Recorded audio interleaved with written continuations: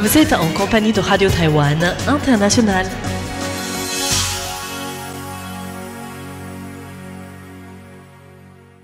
Bonjour à tous et bienvenue à l'écoute de Radio Taïwan International. C'est Mei Guang à l'antenne. Notre programme de ce mercredi 24 septembre débutera avec le journal d'information en compagnie aujourd'hui de Florian Dai. Ensuite, je vais vous retrouver pour vous présenter le décryptage qui est consacré aujourd'hui à la rupture partielle du lac du barrage Mataian dans l'est de Taïwan qui a déjà fait 17 morts.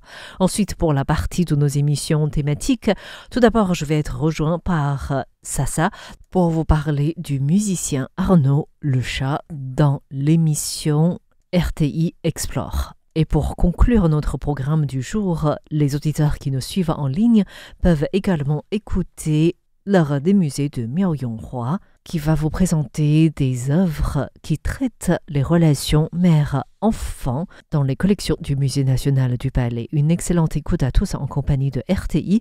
Tout de suite, le journal d'information en compagnie de Florian Dai et voici les principaux titres. Le débordement du lac Fata'an fait 17 morts, 17 disparus et 32 blessés. Taïwan restreint l'exportation de semi-conducteurs pour l'Afrique du Sud en réponse aux pressions diplomatiques. Menace contre une exposition d'objets du Musée national du Palais en République tchèque. Le débordement du lac Fata'an fait 17 morts, 17 disparus et 32 blessés. En raison du passage du typhon Hagasa qui a provoqué de fortes précipitations dans le sud et l'est de Taïwan, le lac Fata'an à Hualien, formé par des glissements de terrain il y a 2 mois, a commencé à déborder vers 14h50 le 23 septembre. Si hier soir les autorités annonçaient la mort de 2 personnes dans la commune de Guangfu, l'une des plus touchées par ce débordement, les autorités de Hualien ont annoncé ce soir 17 morts, 17 personnes disparues et 32 blessés. Le Premier ministre Zhou Rongtai s'est rendu sur place et a déclaré aujourd'hui Plus d'une centaine d'habitants sont toujours portés disparus, ce qui est notre priorité à l'heure actuelle. Quant aux 14 personnes qui ont tragiquement perdu la vie, nous devons déterminer pourquoi les ordres d'évacuation n'ont pas été suivis dans les zones désignées, ce qui a conduit à cette issue malheureuse.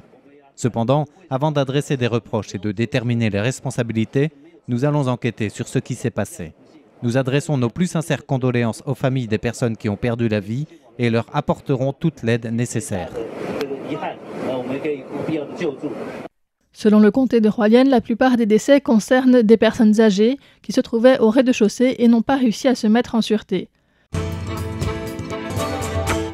Taïwan restreint l'exportation de semi-conducteurs pour l'Afrique du Sud en réponse aux pressions diplomatiques.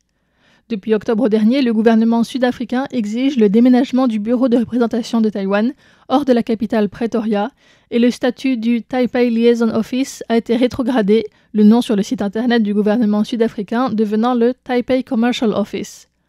En réponse à ces pressions et au vu du peu de résultats obtenus par les négociations, le ministère de l'économie a annoncé hier soir des contrôles à l'exportation sur 47 articles, notamment les plaquettes de semi-conducteurs, les puces de mémoire et les matériaux connexes destinés à l'Afrique du Sud, suspendant la délivrance de permis d'exportation pour ces produits vers ce pays.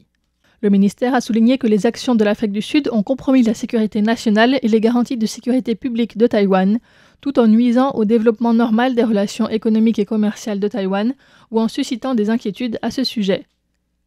Le ministère de l'économie a déclaré que ces contrôles entreront en vigueur après 2 mois de préavis, soit fin novembre, et le resteront jusqu'à ce que les menaces concernées soient résolues. Menace contre une exposition d'objets du Musée national du Palais en République tchèque.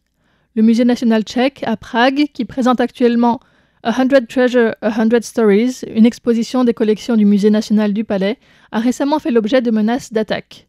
La Commission ministérielle des Affaires continentales, le ministère des Affaires étrangères et le ministère de la Culture ont reçu le 22 septembre des courriers menaçants provenant du même compte de messagerie électronique, avertissant que si l'exposition se poursuivait, il risquerait de se passer des incidents tels que des incendies, vols, fusillades ou attentats terroristes. La Commission des Affaires continentales condamne fermement ces menaces et a informé les autorités tchèques de la nécessité de renforcer leur vigilance. La directrice adjointe du Musée national du Palais, Yu Pei-jin, a déclaré ce matin Selon les informations du musée tchèque, tout est normal. Tous les objets exposés sont installés en toute sécurité dans des vitrines sous surveillance 24 heures sur 24. Les deux parties maintiennent une communication étroite en temps réel et des réunions vidéo régulières sont organisées. Les autorités de Taïwan ont également renforcé la protection du Musée national du Palais à Taïwan, des lieux d'exposition et des systèmes d'information.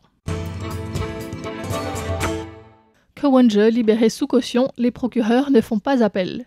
Le parquet de Taipei a déclaré aujourd'hui qu'il ne ferait pas appel de la libération sous caution de l'ancien maire de Taipei et ancien président du TPP, Ko-Wen-je.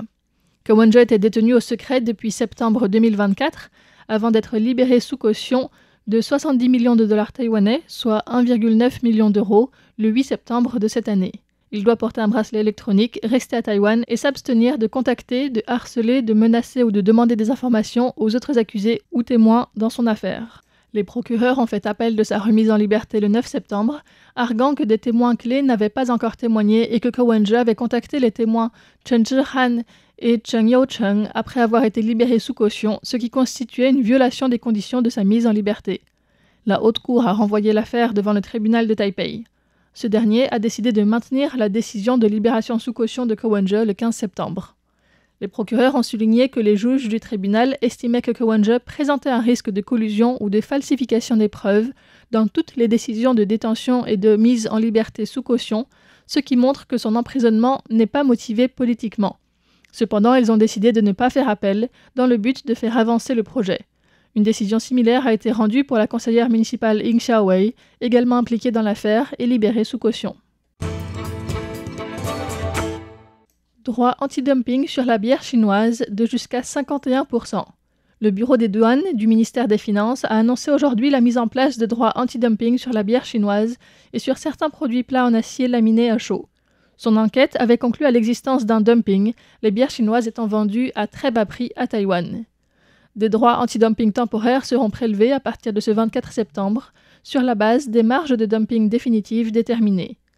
Les taux des droits pour la bière varient entre 19,13% et 51,94% pour les brasseries Budweiser, tandis que les taux des produits sidérurgiques laminés à chaud varient entre 16 et 20% selon les fabricants. Le bureau des douanes a précisé que le ministère de l'économie devait déterminer si le dumping a causé un préjudice à l'industrie taïwanaise et en évaluer l'impact global. Le ministère de l'économie doit rendre sa décision dans les 40 jours, puis le ministère des Finances doit soumettre la question au comité d'examen des taux tarifaires dans les 10 jours suivants. Technologie taïwanaise et énergie verte saoudienne. Mohamed S. Al-Hamdi, chef du bureau commercial saoudien à Taïwan, a présidé hier au banquet de fête nationale d'Arabie saoudite organisé à Taipei en présence de nombreux dignitaires, dont le vice-ministre des Affaires étrangères, François Wu Zhezhong. François Wu a souligné que Taïwan possède des technologies de pointe dans les domaines des semi-conducteurs, des énergies renouvelables, de l'agriculture intelligente et de l'agriculture de précision, une approche utilisant des ordinateurs pour définir rigoureusement des modèles de culture, ce qui est complémentaire aux initiatives de l'Arabie saoudite en matière d'énergie verte, de transformation numérique ou de diversification industrielle. Les deux pays coopèrent pour développer l'énergie verte.